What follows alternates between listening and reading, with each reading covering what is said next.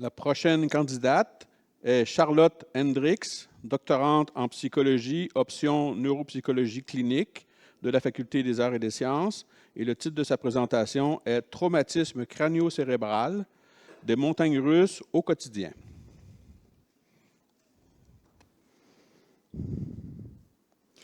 Colère, tristesse, joie, frustration.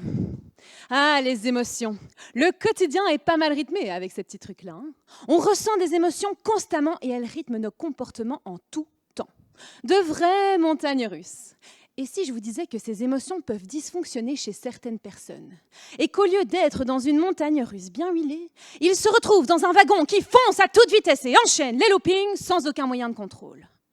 Et si je vous disais même que cela peut arriver après un traumatisme crânien?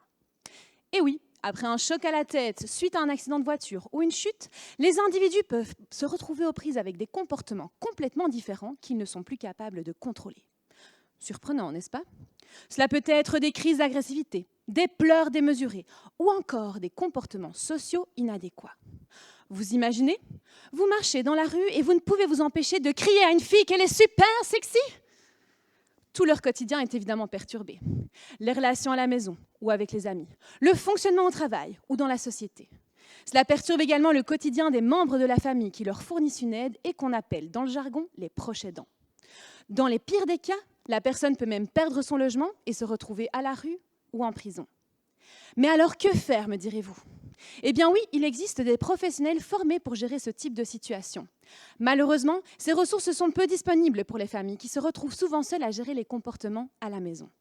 C'est pourquoi dans ma thèse, j'ai questionné les proches aidants et les personnes qui ont subi le trauma pour identifier les types de comportements auxquels ils faisaient face dans leur quotidien, mais surtout pour comprendre comment ils faisaient pour les gérer seuls sur le terrain. Mes résultats sont clairs. Les comportements problématiques sont très souvent présents, même des années après l'accident. Le wagon de leur vie peut aller dans tous les sens. Troubles de la mémoire, insultes, bris de matériel, situations d'abus et j'en passe.